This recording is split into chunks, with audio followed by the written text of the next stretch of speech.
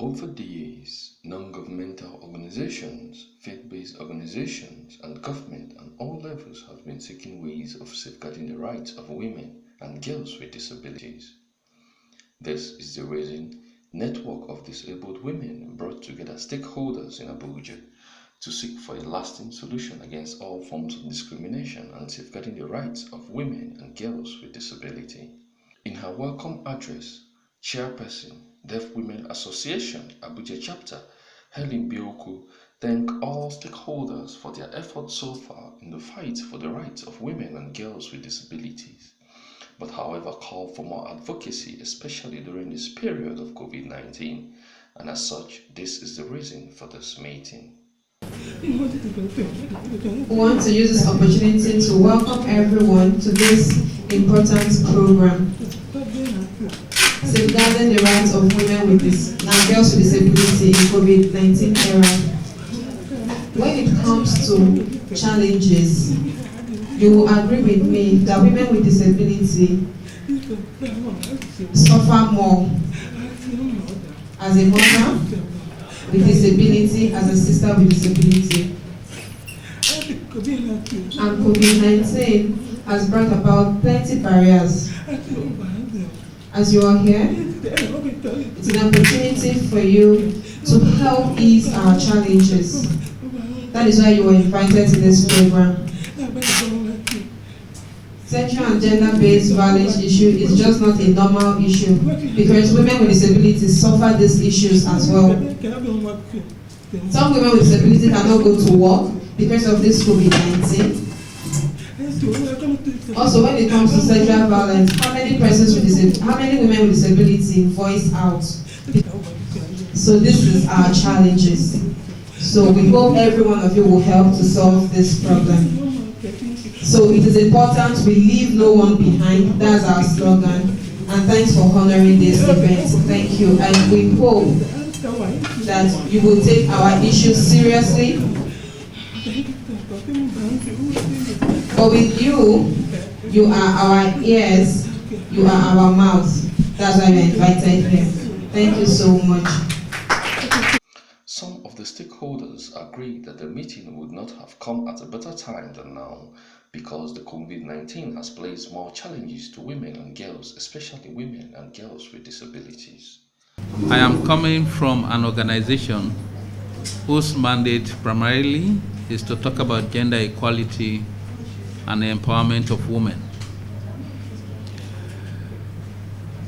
UN Women also upholds critically the principle of leaving no one behind, and that makes disabled women a particular category of women that are of significant importance to our mandate. We know that in Nigeria, as in many other developing countries, gender inequality is a development challenge, it's a sociocultural problem. In almost every segment of our society, there is preference for men and boys as compared to women and girls. Whether it is in our community leadership, it's in national political leadership, whether it is in terms of access to productive resources, access to social services, including health and sanitation and education, access to justice, economic resources, men and boys are often preferred over women and girls. And within the category of women with disability even fear worse off. Because in addition to being women, there is a universal devaluation for disabled people, in spite of the fact that disability is not inability. We know how disabled people have excelled in several frontiers, but yet it is very, very universal. It's not limited to Nigeria. It's not an African phenomenon. Globally, there is a tendency to devalue disability. This event today is significantly important because some of the challenges that has come about as a result of COVID-19, they range from increased protection risk for women generally. Very recently, we have seen so many incidents of rape, sexual violence, increased gender-based violence, even among married couples. And in that scenario, the people who have feared the worst are disabled women because they easily become the victims of the perpetrators. As the chairperson, eloquently elaborated that when it comes to rape, when it comes to gender-based violence, where can the disabled people go to? And I agree with you, not many of the institutions, even the law enforcement institutions in different locations, have people who probably can understand sign language. And there are certain forms of disability that makes it difficult for individuals to even express themselves. And those are the kind of context that COVID-19 has brought on the world, but specifically to Nigeria. Some of the things we have seen recently is the fact that women, generally the population have lost their livelihood, but the impact has been hardest hit on women, who many of them find their livelihood in the informal sector, and those informal sector activities actually got closed when they are locked down. And for the disabled women, that is even more troubling because their networks could no longer cater for them. Also, even though there are international conventions that protect the rights of disabled persons, particularly women, and of course there is the National VAP Act, which has not been domesticated in majority of the states, but at the national level is a law. But the implementation of those laws are yet to take effect and bring meaningful punishment for those who perpetrate violence against other people.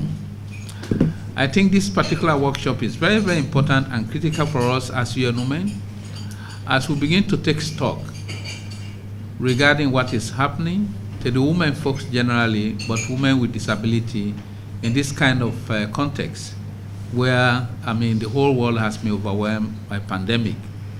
And I believe that the deliberations of the discussions you will have today will in several ways arm us, give us better tools to advocate more and more to the government of Nigeria, but beyond to other stakeholders, including other world leaders, for the rights of women with disability. In our humble office, we have been implementing a number of small events, very small steps to support disabled women. Recently, we worked with the Ministry of Women Affairs to provide palliatives to women, and one category of that woman is women with disability. 25% of that support went to women with disability who are vulnerable. They received those palliatives. And as I'm talking to you, we are in the process of finalizing another program to transfer small amount of cash to vulnerable women, and women with disability will still form a target. We are implementing these initiatives in the worst impacted states by COVID-19. And one of the things we'll be doing as we get to those states, in collaboration with the Federal Ministry of Women Affairs and their extensions in the state ministries of Women Affairs, we will include your networks in those states in the identification of the beneficiaries. So distinguished ladies and gentlemen, I wish you well in this endeavor and want to assure you on behalf of my country representative, who is not here, but the entire UN Women family, that we are a trusted family, we are a trusted partner. We will continue to stand by you, and we hope that the deliberations of today will help your network and will help women with disability to progress further. Thank you very much. which could not have come at a better time, considering the rising spread of violence against women and girls. Otherwise as known gender-based violence, an epidemic within a pandemic, especially in the COVID-19 era. The deprivation of rights of women and girls in revenging the entire universal and does not live out of developing country like ours. In spite of stipulation and obligation spelled out in the international human rights law. This is my belonging, but more worrisome is what lies the part of women and girls living with disability. The emergence of COVID-19 has exhibited the violence that women and girls living with disability face due to vulnerability and recent lockdown. This is to large extent has forced the majority of them to stay with their violence in case of domestic sexual violence and exploitation. Not having adequate access to medical care, country support, legal service, and so on. According to the World Health Organization, WHO 2019 World Disability Report, about 15% of Nigerians population, or at least 25 million people, live disability, and many of them face a number of human rights abuse, include stigma, discrimination, violence, and lack of access to health, housing, and education. Dr. Sadiq Said, Regional Program Manager, Evan, UN Women East and Southern Africa Regional Office, said quick speed, priority attention should be devoted to the need of women with abilities to ensure their access to information about the pandemic, including prevention measures. The ability to maintain social distance and access to health facilities, other necessary, include food, housing, sanitation, and essential supports. Service, legal, psychological, health, and protection service. Despite a right plethora of legislative framework like the Discrimination Against Persons with Disability Prohibition, Acts 2018, the United Nations Convention on the Rights of People with Disability, ETC, promulgated to protect the rights of women and girls. However, seems safeguarding those rights in the COVID-19 era is like looking for a needle in a haystack, and this is not particular to Nigerian alone. Above highlights are uncertainable fact that, and it is higher time we all stakeholder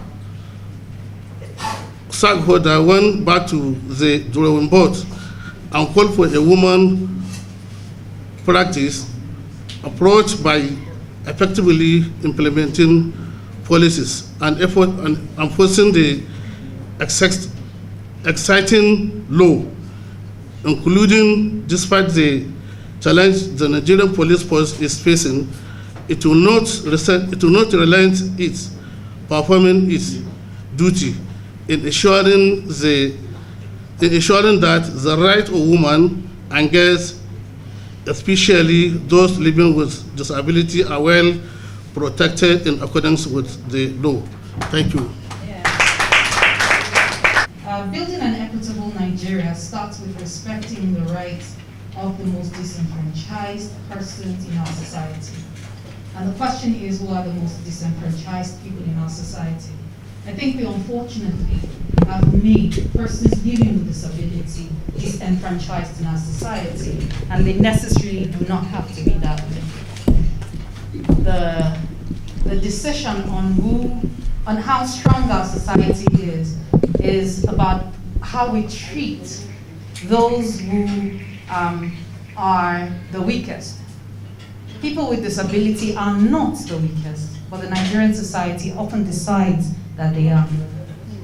If basic access to live an equitable life, access to education, to healthcare, to respect, to dignity, access to employment, to equal work for equal pay is granted to people living with disability. If a building like this will consider the various forms of disabilities along with abilities, we will not, for example, be holding this meeting in this particular room. If we are a country that respects the rights of persons living with disability, we will not all have to listen to the news at night without any form of interpretation for persons with hearing disability.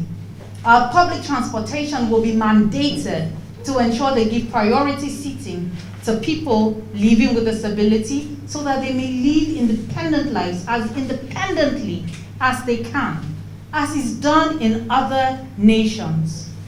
We deprive ourselves as a nation of the contribution of our brothers and our sisters who form approximately 5% of our entire society. And then when you think about the ongoing conflicts in our country, that we can no longer account for how many exactly are persons living with disability.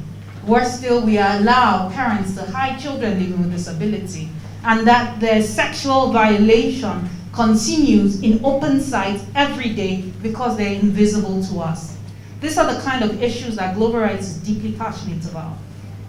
That every human being created by God is created with rights and dignity, and that when we fail them, we have failed our Creator Himself, and that when we fail them, that we cannot call ourselves a nation, and that we should be ashamed of ourselves. And so the issues being spoken about today are not just for people living with disability. It's a mainstream issue. And in spite of the meetings I had today and the work that I have to get completed before 4 p.m. today, I prioritize this, and I think that it's extremely important that as a nation we prioritize this, because this is where the crux of the matter will start from. If we must be a country that respects human rights, let's not talk about the rights of people with ability. Let's start with those with disability. Thank you. They also promised to continue to partner with the network of disabled women to curb this ugly menace. It is with great sense of honor and gratitude I am pleased to be with you at this stakeholder meeting on safeguarding the rights of women and girls with disability in this COVID-19 era. It is my hope that our deliberation today will birth ways of protecting the rights of women and girls with disabilities in this trying time, and in this trying time the entire world is faced with. I would like to commend the organizers of this event for putting together this initiative that will undoubtedly promote the welfare of women and girls with disability. Since the outbreak of the COVID-19 pandemic, there has been violation of rights of women and girls, especially with declaration of lockdown, which includes rape, gender-based violence for both able and those with disabilities. These figures have risen to an alarming rate. According to some Nigerian dailies, as reported on the 14th of July 2020, a total of 3,600 women, young girls and children have been raped since the start of lockdown. Also, research has revealed that there has been high rates of spousal violence. Landlords, tenants, neighbors, and parents. Others are homeowners, house help violence, violence on widows, police, sex workers violence. There has also been increase in gender-based violence across the nation. On the economy, the productivity of Nigerian women has been affected negatively since the lockdown, thereby forcing all stakeholders to come together to think of ways out of handling the present menace. As part of the mandate of the Ministry of Women Affairs in collaborating with our development partners, different forms of violence have been and still being championed across the 36 states of the Federation to educate, inform, and charge all stakeholders concerned to develop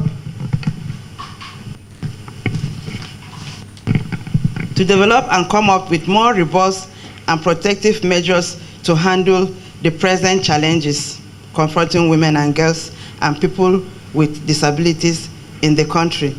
The ministry will continue to support any program geared toward achieving total well-being of our focus group. As earlier mentioned, quite a number of women and girls' rights have been violated in our society during the COVID-19 lockdown. And as a result of this, the ministry with stakeholders and partners have come up with serious jingles aired on radio stations in 4 different local languages, namely Yoruba, Igbo, Hausa, and Pidgin English. These are presently being aired in the 6th geopolitical zone and FCT, Abuja, to bring the consciousness of women, girls, and stakeholders in this disturbing trend of the violence. Also, the ministry now has a toll-free line, which is 080-312-30651 that members of the public can call to report cases of sexual gender-based violence and trafficking and rape. The Violence Against Person Prohibition Act 2015 also targeted at improving the protection status of women and girls, vulnerable persons, and also prescribe punitive measure for offenders, as well as providing remedies for victims in the country.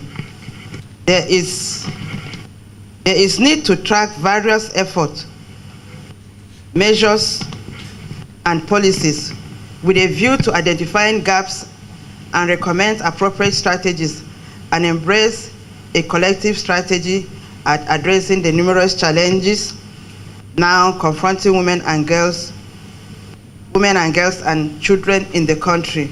Once again, may I commend the network of disabled women for their audacity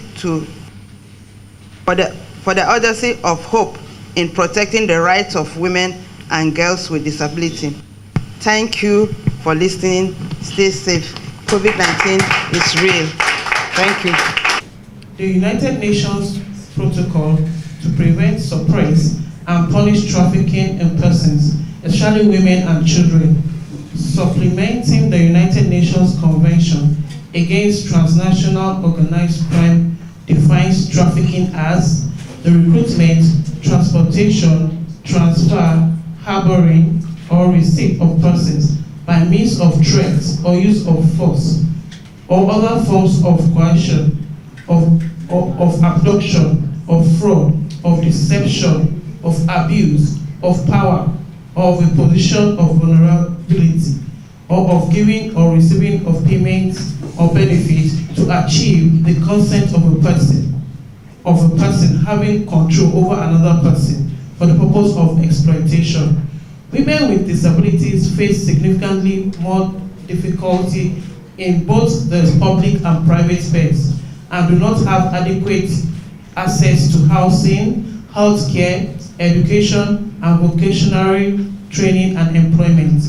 Women and girls with disabilities are prone to human trafficking in the areas of organ harvesting. NAPTIP promoting gender equality and empowerment of women and girls and people with disability and is in line with the international agreed Millennium Development Goals that places women and girls with disabilities at high risk of gender-based violence and sexual abuse, neglect, maltreatment, and exploitation.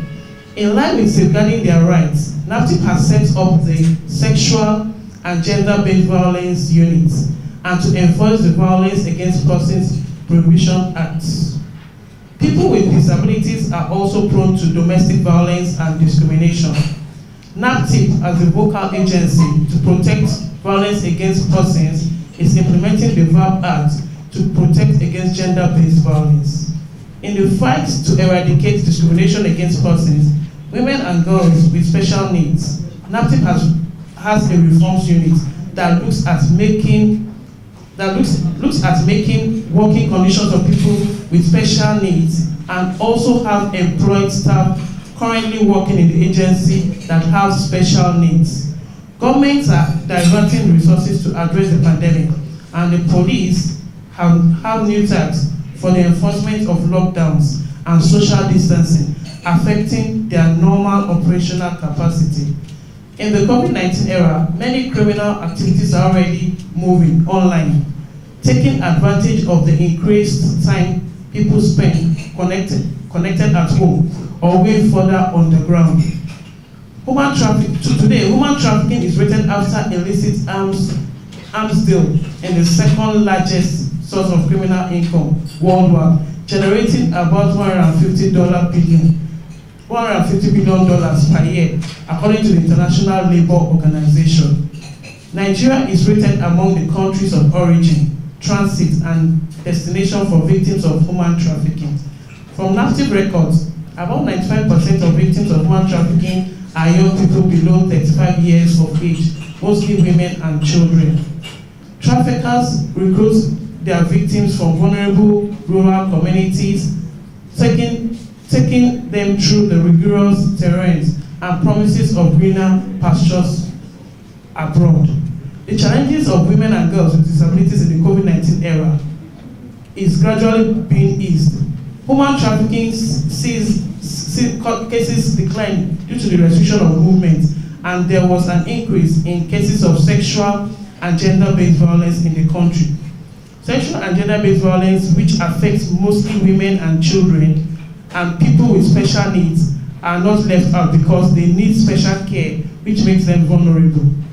The increased levels of domestic violence cases reported is a worrying indicator for the living conditions of many trafficking victims, such as those in domestic servitude or sex slavery, forms of exploitation that disproportionately affect women and girls.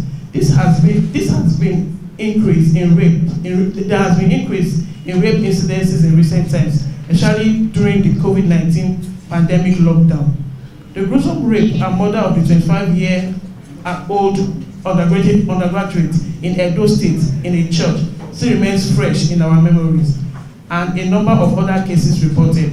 Dramatic increases in unemployment and reduction in income, especially for low-wage and informal sector workers. Some NGOs shelters have had to close because of reported infections, and others have partially suspended services.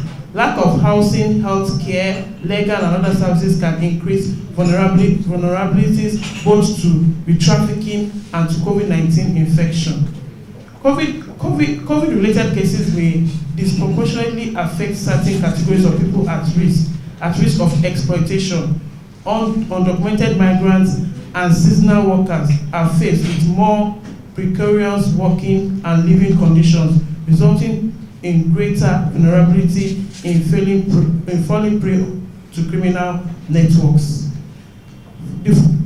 NAPTIP is also aware and in line with the Convention on Rights of Persons with Disability and Promoting Equal Rights. Partnership towards a nationwide sensitization for people with special needs and against violence of women and girls and children's rights through community grassroots complicity. Mobilization of NGOs working under child protection in the state towards massive awareness, rising against discrimination for women and girls with special needs and human trafficking activities in the state. Thank you. Some members of the network shared their experiences during the COVID-19 lockdown, as it was not a pleasant one for them. The impact of COVID-19 on African countries has been extensive and is still unfolding. Massive job losses and foregone income for self-employed workers are expected. Underlying inequality in access to resources and technology have amplified the impact of the crisis on certain segments of the society, including women and girls with disabilities. Is it those living in informal settlements? Is it orphans? Is it the elderly? All this segment of people have been excluded from COVID-19 responses. It is estimated that the number of persons with disabilities in Nigeria are over 20 million. In all, 71% of Africa's workforce is informally employed, and most of those cannot work from home. More devastating is the number of women workers, especially women and girls with disabilities. The ultimate result of this boils down to about 29 million people being pushed into extreme poverty. In sub-Saharan Africa, more than 100 million persons with disabilities are out of work due to the pandemic, including those who have been out of job even before COVID-19 because of their peculiarity, causing a high rise of people to face an uncertain future without adequate work and life skills. We are going to listen to this amazing woman, this great woman, this beautiful woman, on how COVID-19 has caused unemployment, inaccessibility to healthcare facilities, inaccessibility to education, is it transport systems, and so on. On May 21st, Secretary General of UN mentioned that persons with disabilities are the most hardest hit. They are the most vulnerable in this COVID-19 pandemic. And he urged governments to engage organizations of persons with disabilities in everything they are doing concerning the response to COVID-19. To COVID-19 pandemic. So, let's open our mouth. This coronavirus has affected all aspects of our lives as amputees, especially female amputees. And you know, the constant news about the pandemic can feel never ending because it has not ended. So the challenges are ongoing. We're asked to share our experiences. And I just pray I don't get emotional because I'm speaking with a bit nostalgia. I want to share my experience, my personal experience, which represent the experience of a lot of women and girls who are amputees. This, and I would like to share them, maybe let me just share them in some points. Our physical and mental health has been affected by the pandemic.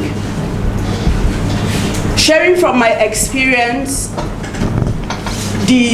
both the lockdown process and at the beginning of the ease of the lockdown, that was when we realized, or when I realized the impact of this pandemic on myself. You know, just like Mama said, you have to stay at home. You have to stay in one place. When you are supposed to go for physiotherapy, the hospitals are no longer accessible. You are meant to stay at home. And if you are not careful, you start adding weight. And that affects your health in a way that no one even seemed to realize or know. The first day I went out, after the ease of the lockdown, I came back with blisters. I told you I'm sharing my experience because I want us to understand the challenges that, you see people just walk past you. You don't know what they are going through. People just smile. And that is why the society don't even know what we are going through. Came back with blisters that degenerated to wounds. Then where do I go? The hospitals are locked. Where do I go for physiotherapy? Everywhere is locked. The gyms where you can do some exercises are locked. You are left to do the little thing. So, access to health care was one of the worst. That is the physical pain. Personally, I experienced the worst kind of pain I've never experienced in my life during this period. Because I had to nose my wounds, that is number one. And you know how this can degenerate to your mental health, especially that there is limitation to human contacts, people you can meet and talk with, people who on a good day would have encouraged you. You can no longer talk with them. So it affected us also, our mental health. Yes. Then one other thing which is also related to the health is mobility. The mobility for an amputee is different from any other person in the community. Only few people can afford an expensive wheelchair like this, but you can have options, but not for a prosthetic. You cannot get a prosthetic which is less than $1 million, you know, for some of us who are lower limbs amputees. After the ease of the lockdown, I couldn't wear my prosthetics again because of the pain, because of the wounds and everything. I had to opt for another prosthetic, which I did not plan for, and which cost millions of naira, thanks to the fact that I could afford that at that point. But there are other ladies, a lot of ladies, who cannot even have access to this, and who have been benched, who have been relegated to their bedrooms because they cannot come out to face the public anymore because there is no mobility. Another issue is the economic and the source of livelihood. A lot of us, even myself, I'm self-employed. And who needed a lawyer during the lockdown? Nobody. A lot of our girls are teachers. A lot of our girls are people who are involved. They are very educated people, but they cannot even, they are not even afforded the opportunity to paid jobs, to government jobs. So they depend on, some of them are learning tailoring. Nobody needed clothes during that period. Nobody needed any salon or to make their hair or anything. So this lady's source of livelihood was completely grounded. You know, it pains me when I wake up to calls of girls and women not having food to eat. Some of them have people who are dependent on them. Lois is here. I had to call her severally. We had to, in our groups, to raise funds to feed others. Yes, we had to do that. But just like one of the speakers today said, our resources were also overstretched. The network was, because there is a limit to what the network can do. So it affected a lot of us economically. Then talking about the sexual and gender-based violence, just adding my voice to what my sisters have said, a lot of people, a lot of ladies, pathetically, were subjected to all sorts of exploitation. I share another experience. Thank God that the representative of the police is here, the NAPTIB is here. You know, I got a call this morning from a lady with disability who was abducted during the period of the lockdown, was exploited, got pregnant by the same, I don't know, I don't want to call names, very unfortunate, and needed help. And here they were calling a lawyer. But the lawyer at that time was limited because I couldn't move, and because of the distance. I had to call another lawyer that is in that area. Please, can you help this family? Because they were distressed. The lawyer said, you have to bring mobilization fees. I can't leave my house during this period and say I'm going to the police station. One, I'm exposing myself, I'm exposing my family. I don't even have anything. I've not earned anything during this period. What do I do? And these people were helpless. And here were the police saying that, I speak this because I have the facts. That's why I can call, I can say everything. You know, the police were saying, no, since this is this, because those other people came, you know, were overpowering this one and said, he has impregnated her, there is nothing they can do, because the matter is now in police, we can just settle this. There is nothing you can do, we can just settle this, she can go and marry him. Who says that when the lady got pregnant for a man, she must marry him? Especially when she was forced, when she was coerced. This guy was not only sleeping with her, but was giving her out to sleep with other people to earn money for him. This was very painful and pathetic. Yes. It happened in this town, and the matter, I believe, is still before the police. There was nothing I could do. All thanks to forums like this that expose us to networks that we can be. I think it was even lawyers that I asked for a number of one particular network. Not even the government, because you cannot, I will talk about that when it comes to recommendation. I had to call her to give me a number. I don't think I shared some of the experience with her. I had to call that network. The network had someone in that area whom they referred them to. Because of that arrangement, they had to even bring the lady to the police clinic in Garki.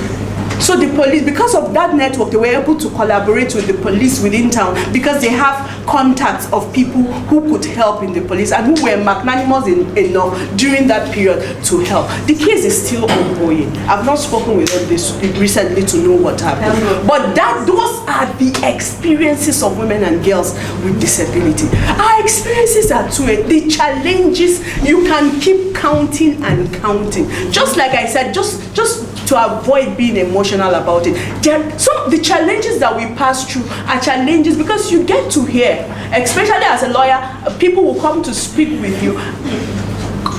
Together with your own experiences, it's something that I wish I would just forget.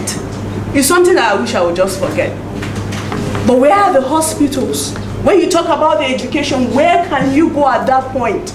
I met one on Saturday, a lady with disability, pregnant, expecting it next month. But where will she? She cannot go to the hospital. Even with this, she's scared of contacting. And she had not attended antenatal even once. Because you can count the period that she took in and the pandemic and everything. I was worried. On Saturday again, I was left with the option of calling women in our community to know how can we help this woman because she will soon be due. So these are some of the challenges. We need the hospitals for the postnatal and the whatever care. We need neonatal and all that. We need the hospital. We need the hospital. I attend Asokoro General Hospital for my physiotherapy. Asokoro General Hospital has been closed. Where can I go? I went to a particular hospital. They referred me to the National Hospital. Where can I go? I had to buy a walking stick. This walking stick costs over 5,000 naira. I had not worked with a walking stick since 2014, but I had to start using a prosthetic. I had to drop my better prosthetics, which cost millions of nairas. I can't walk with it again.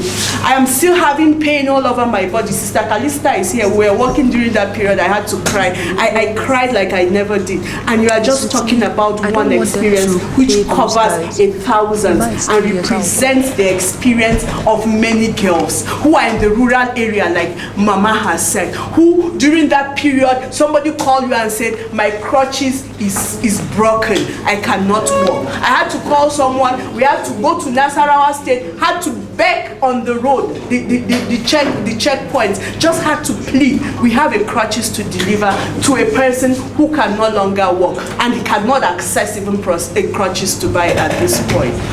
So our challenges are enormous, and I thank God that we have a lot of stakeholders here represent critical stakeholders, thank you sir, who are here represented, who can take our challenges, who can know, because the problem in Nigeria is when you speak, they say, oh, we are not aware of this. Thank God that the press is here to lend a voice, to give us a voice that we can be heard and we can understand. Thank God that NAPTIP is here. You know, we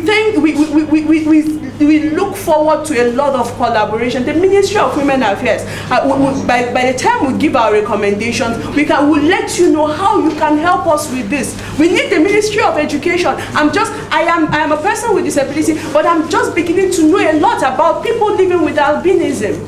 So we have to give us ears that we can hear, you know, that we can speak with. We belong to this country. We are citizens of this country, and we must be accorded every right that every woman and girl deserves in this country. Thank you. Before the COVID-19, we have faced so many challenges. Persons living with albinism face so many challenges, like discrimination. Nobody wants to come close to you, despite the fact that they have been sensitized. They still have this feeling that when they come close to you, they will contract your skin color, so they run away. With the coming of COVID-19, it became worse, because it is stated that COVID-19 came from China. People associate us to the Chinese. They run away from us. We walk on the road and then they call us Corona, because they feel when they come close to us, they will contract the virus. It has not been easy living that way, knowing that people run away from you, especially children. When they see you, they sing, they chant different things, irrespective of the fact that we have tried to build our self-esteem to a level, but in truth, it has not been easy. I think the public needs to be sensitized more for them to know that we are not the carriers of coronavirus. And then we can also contract the virus like every other person. In regards to education,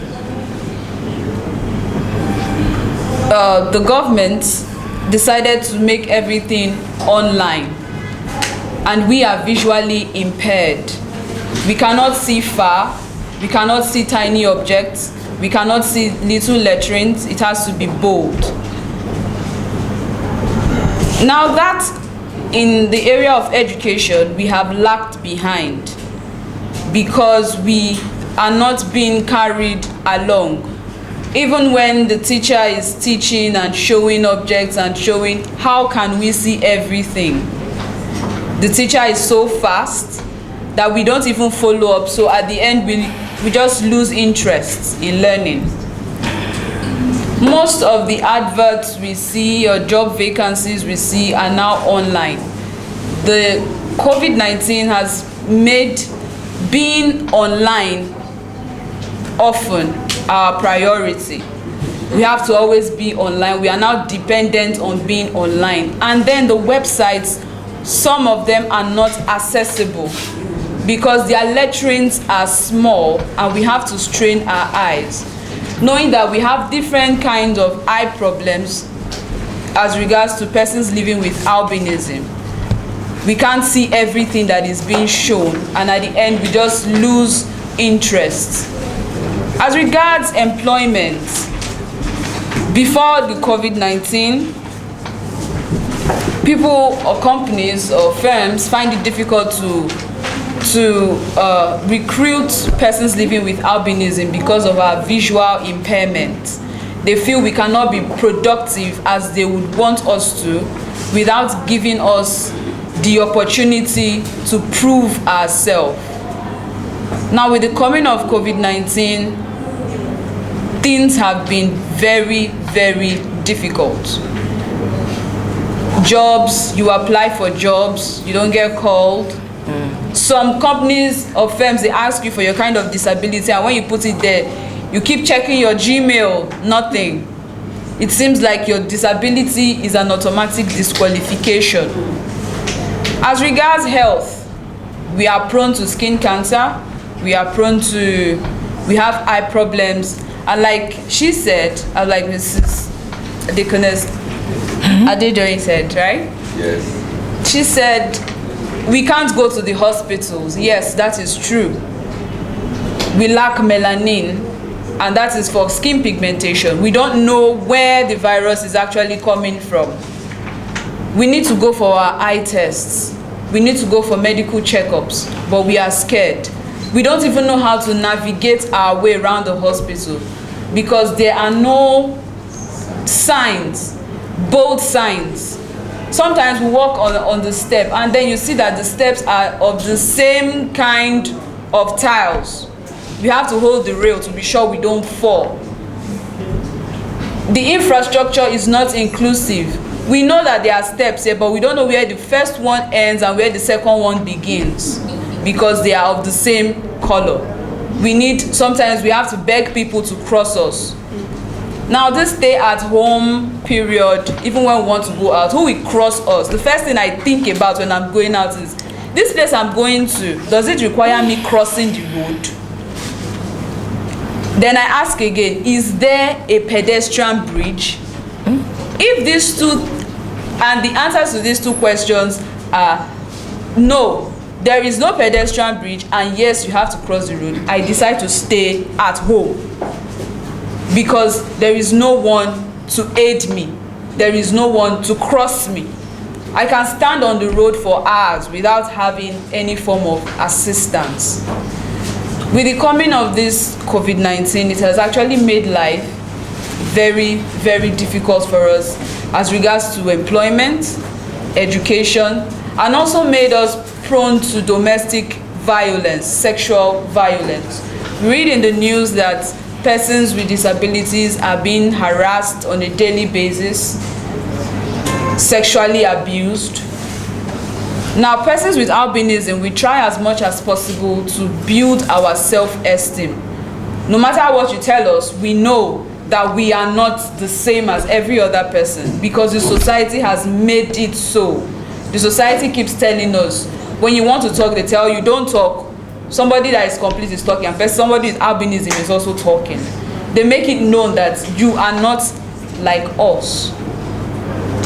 There is no inclusion. We have not really been accepted into society.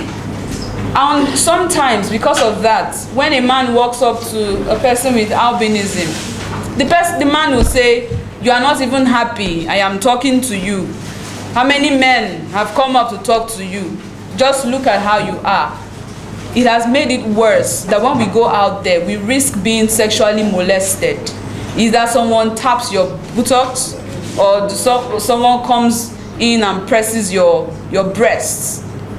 It has made us prone to sexual violence, and it has actually affected our education because they say in a country, education is actually the bedrock of every country. And when we are not being carried along, there is actually a problem. Thank you. I am very happy to be part of this program. Challenges facing deaf women during this COVID-19. The challenges are many. But I will face the challenges is the same. The challenges are the same as that of every woman. I will say women who are not living with disability, their challenges are a little different from those of us living with disabilities.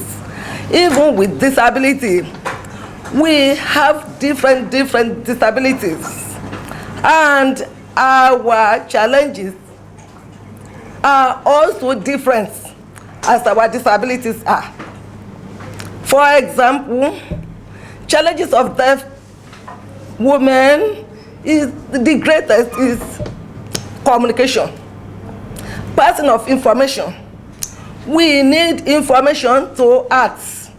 Without information, we can't move forward. And deaf women especially need interpreter. They need to communicate. Communication is two ways. We reply, we understand through interpreters. Again, we can communicate through writing. We can communicate through captions, like subtitles of films. We can even bring deaf men together. But when this disease started without telling us, without any warning before, we are all shocked. What is the meaning of this? Every day we saw warnings, washing of hands, this and that. Truly, some of us can understand deaf women because deafness comes in different stages. I am deaf, fully deaf, but I can speak well. I think you are understanding me. Yes. Or my interpreter talk to you. No, we understand. So, with deafness, some of us that are here or disability, we are overcomers. We are overcomers. We have overcome our disability. But let us remember those who are in villages. How with this information, wash your hands, use face masks. Even this face mask is very hard to many of us to use because we have not been using it before. It is very hard for me to breathe. But we still continue because using it is for our own benefits, for our own health. Now these challenges come, we have health challenges. Every one of us have what we used to visit hospital for. But this COVID-19 came in, we are afraid to go to hospital so that we don't add more to our disability.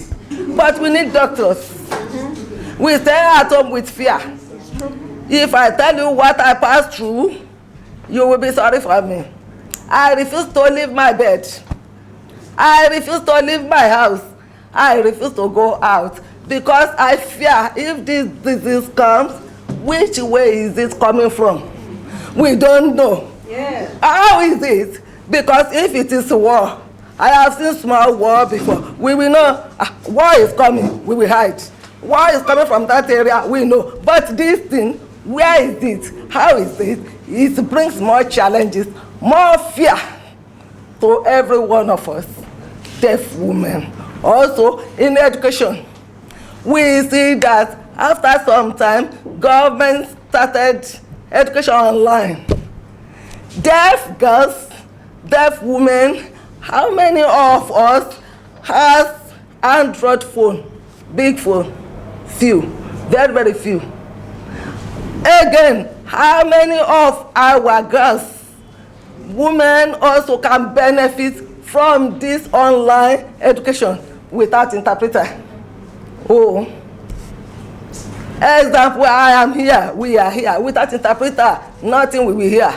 We are just number here. So interpreter to come in to interpret for these children, nothing. Again, on economic, some of our women are teachers, some are on little business, petty business, but when they say stay at home, everything closed, hunger comes in. Many challenges. Some of us are mothers, grandmothers. We can't care for our children again.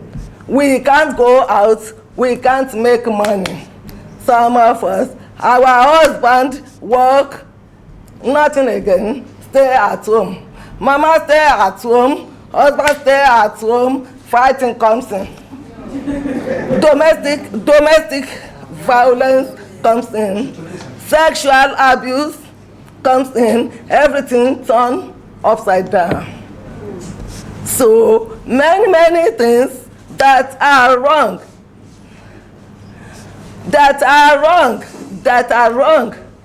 are there for the deaf, because most is this information. When they are talking, go there, do this, we can't understand them. And Zoom meeting. Truly, I am jealous of other people living with disability, because when it says Zoom meeting register, we register. Some didn't care to know the needs of deaf women. They just think they will be registered, I will be there watching my phone without understanding anything. It will become another pain in my heart, because I was hearing before I became deaf. Now, when you say you want Zoom, put one interpreter there, that interpreter, It is only what I can get, I will understand. And I will be painful, even weeping. So many challenges. In everything, deaf women and girls' life is different. It is not normal until now. Thank you. My colleagues here have made. I want to recommend that when next we're having this kind of very distinguished program, very important program, that we should expand our invitation to cover areas like town planners, urban, I don't know how they... Estates. Yes, town planners. I know in government establishments like development control, they have sections, they have units. So town planners. I'm making this recommendation because if we even had like the billboards with numbers that we could call to reach the police, how do you describe your place for the police to come to your rescue at the time of that kind of emergency? If you come, for instance, I stay in Karosite. If I call the police to come to my aid that my house was under attack, then I'll have the onerous task of describing. You come to Carroll Junction. If you're coming from town, when you get to Carroll Junction, or if you have a car, you can drive down. After this filling station, you find mango tree. You pass the mango tree. You get to Malam selling whatever. By the time I finish describing like this, or even before I finish, they would have done all they want to do in my house, and the police will not still get it. It will be difficult. So we need to arrange our society in a way that you can sit down and call 911. You say, before you finish calling, they know the house. Yes. You know how to get there, and they will come to your rescue. But this one, you will continue to be describing, and the people will even hear you that you are even making calls, and your life will be more in danger than what they had in mind before they came to your house. So I think we should expand our invitation to cover more areas than just ministries and whatever. We need to to name streets, to have streets named, and house numbers clearly put on every, so you can just stay there and say, my house is number this, in street that, so you come, please, my house is under attack, please come and help us. Again, other people, whether current or those people in that sector that design roads and all this, we need them to come and hear us. If they say they don't know, let us talk to them and let them know that when they're designing roads, they don't do it as if everybody had eyes, everybody had ears, and everything works. You'll be walking on the road, you think you are off the road. Next, somebody will come from behind, come from front and push you into the drainage, if there was any drainage around. Crush the person and go, because there are no demarcations. There should be. Most of our people here in Nigeria travel like they were going for weekends in my village. They travel out and they see all those designs. They see how people are carried along. Every citizen is provided for. If you are a visually impaired person, you can go to anywhere on your own, save the cost of carrying a guide. And then you'll still be safe. You go and do your business and come back to your house. But here it's not the same. If it is not Okada, it is keke. If it's not keke, even trucks. Even trucks. And you cannot navigate your way. You have to carry somebody, and there's no disability allowance anywhere to cater for that extra cost of carrying person. If this my guide was not around, in fact, it was after Constant called me that I had to order him to come back from Latvia where he has been spending his whatever, so he can bring me here. And it is not the same. I have had the privilege of stepping out a bit. I traveled to Orlando alone from here, but I cannot come from Cairo to this place and feel safe.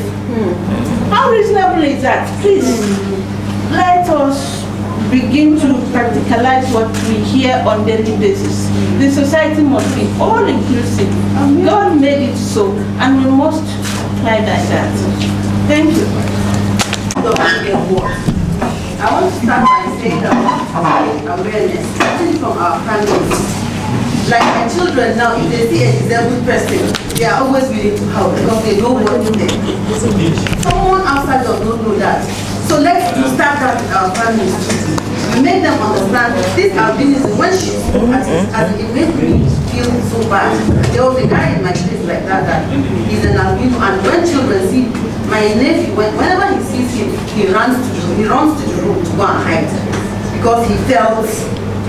So when we create this awareness, starting with our families, people around us will understand. Our children will teach others too about how it is like, and then people will get to know and understand how we feel. They might not really know how it is like, but as in they will understand a little out of it.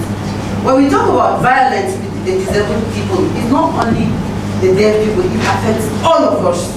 I use all of us because the physically challenged ones, the deaf, the visually impaired, all of us, it affects all of us. We've been hearing about rape here and there. Have you heard about, as in people with disability, among them, is because we are hiding. Because we are afraid to come out. Because they will tell you that she should be lucky to have someone who's left with her. So let's try to, I want to talk to those in place that can help us. Let the government do something about us. If you look at disabled people, most of us are from poor background. And if they say disabled people should have a free education, it will help a lot of us. Because a lot of them are there that there's a lady in my area, here in Abuja, she did not go to school, so even if you do sign language, she doesn't understand. She's always quiet. You know, she wants, very pretty girl, she wants to interact, but she cannot say what. If she had gone to school, because if you look at the parents, actually they will not really take care of her education, but if the education is free and she's able to go to school, she will learn something, at least the sign language from there. She will be able to send a text to somebody that this is what is happening, help me out. But if she did not go to school, she cannot do that. So help us so that we will have they will go to school, let it be free. I think the national state government is trying to do something like that about the challenged people, like us, so that we can have a free education, so that everybody will have an access to say something. If you don't have education, you cannot say somebody raped me because you will be shy. A lot of things have happened to us that we cannot come out to say because we are afraid of what the community will think of us. And I also want to talk about sending that toll-free number. If you don't go to school, how do you send a text? You cannot send a text. So a lot has been happening that the government has to help us so that this thing can be eradicated. If people are educated, if people are aware that a physically challenged person did not bargain for it, he will learn to respect you. He will learn to, there are people that have been on their legs, like my niece. Lloyd knows her. She is somebody that in those days when I was calling her as a child and you insult me, she will fight with you. But today she's on a wheelchair. So you don't know how it will be tomorrow. When you look at the places that violence has taken place, the physically challenged people, the blind, the visually impaired were the ones that were affected with old people and children. They were slaughtered because you didn't hear, how will you run? You don't have legs, how will you run? You understand? And when you talk about seeing something on television, some of us are relegated at the backyard where you don't have television to watch. How do you know what is happening? Help us so that this community, Nigeria, can become like America. The stakeholders promised to take the resolution seriously and continue to safeguard the rights of women and girls, especially those with disabilities. I'm doing a whole lot of injustice if I don't say anything regarding my organization.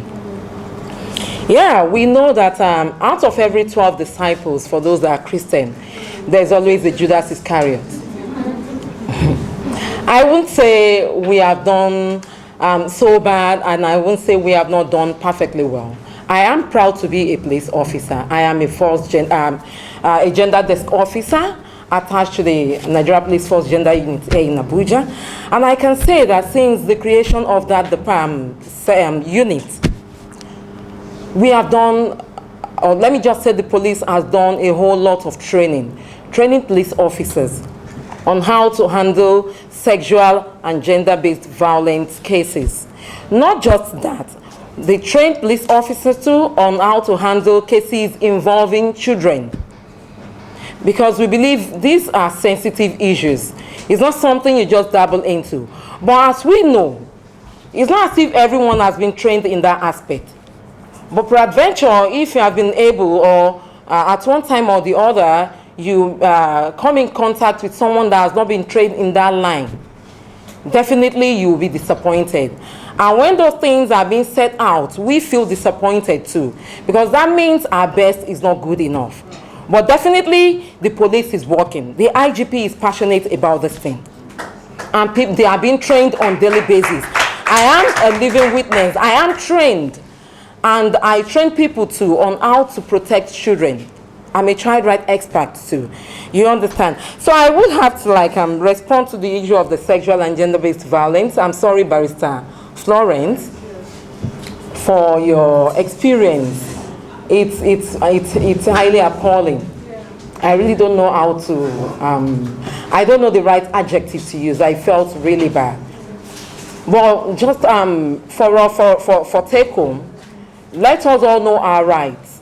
The fact that one violator somewhere violates you and gets somebody close to you pregnant does not mean you have to dedicate your life to that person.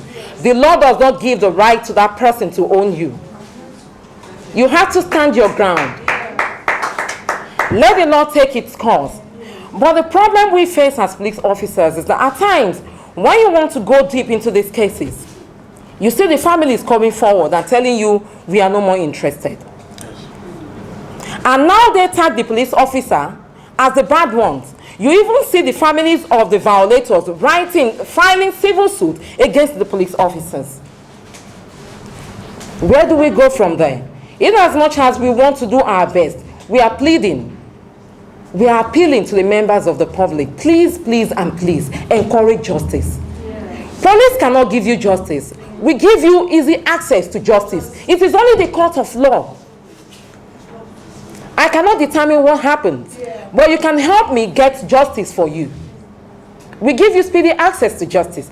But we all know that going to the court of law is not about being emotional. It's not about telling stories. It's about facts. But if you have come to me, I have been raped, and I tell you, okay, this is what we'll do. Let's go to the hospital. Let's do this. You are before the doctor. The doctor is asking you. One of the most important things to prove sexual and gender-based violence case is the medical report. And you are not even, you've not made yourself available for that. You are telling me your religion goes against that. I cannot manufacture evidence. I can't. We try as much as possible. Like the gender units of the Nigeria Police Force have done series of sensitization, I think in partnership with Ford Foundation, sometimes in 2000 and I think 15, between 2015 to 2017.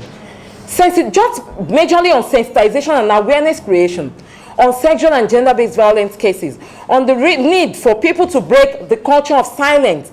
Come out. If you know it's not just about the police.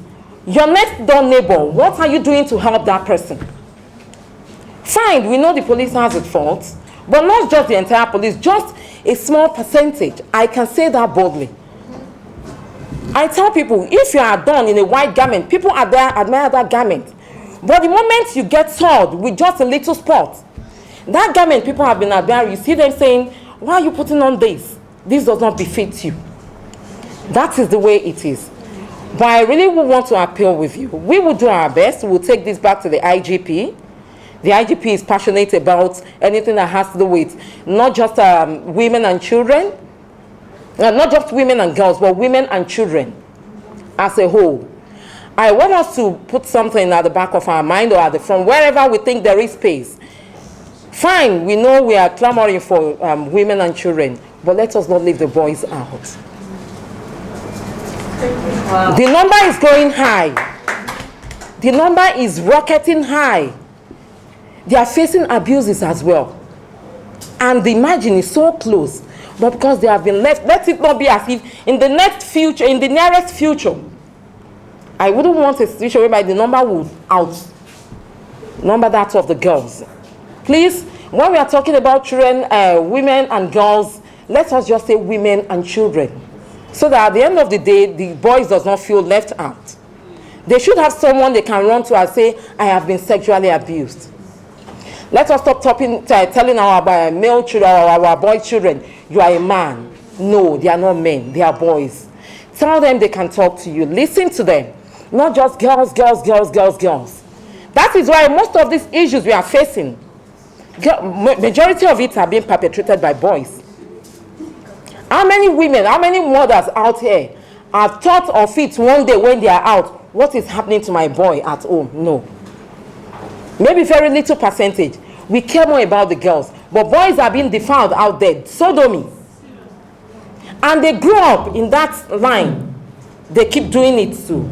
The chains. We need to address the baseline of sexual and gender-based violence cases.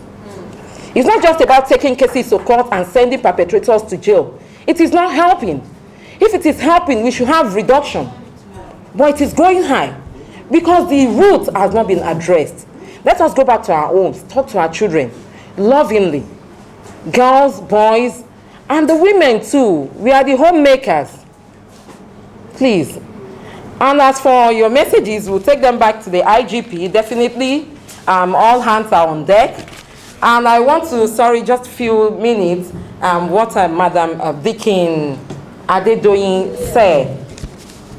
Fine, I know people living with impairment, either visual impairment or hearing impairment or whatever. We have those challenges, we know. We know we have those challenges because if you come before me, I know we have taken cases regarding people with visual impairments. Though they can see, but not too well. We've handled cases having to do with them. But the challenge is if I want to deal with someone who cannot say anything at all, I, as a person, what do I do? So we'll look in that direction, and I'm sure the IG will work in that direction, and we'll get back to you. Thank you.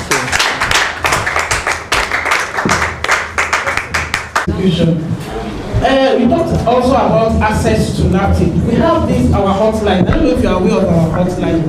Okay, maybe I'll give it to you now. We have hotlines, yes. So where you can access easily. If you have any complaint, you can just call the number. It's our hotline. And we also have zonal, we have zonal commands. So outside Abuja, we have zonal command like 8. So we have our access numbers too that you can contact.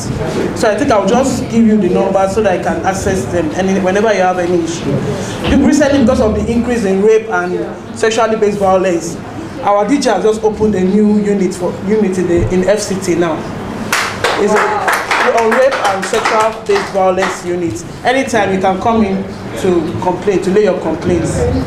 So I'll just give the numbers. I don't know if I should just call it out. The hotline for Abuja, I'll give you the other zonal.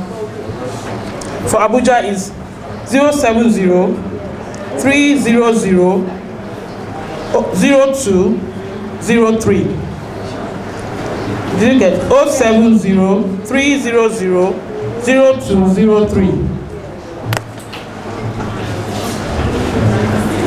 I can write out the other zone. I'll just write out the zone. To see COVID-19 response from government, from private and public institutions being inclusive. We want to see them engage organizations of women and girls with disabilities from the planning stage to the execution stage. Thank you. The major challenge is economic empowerment. We want to see women and girls with disabilities being employed. The 5% reservation that we need in all employment opportunities that is stated in Nigerian Disability Act, Section 5, subsection 29, should be achieved. We are not asking for too much. Give us 5% reservation of employment opportunities for women and girls with disabilities. We have many graduates among us, but there are no jobs for them. We want to see them being employed in government, in private and public institutions. Thank you. The Network of Disabled Women is a non-governmental organization that seeks the welfare and rights of women with disabilities. Emmanuel News 24 International.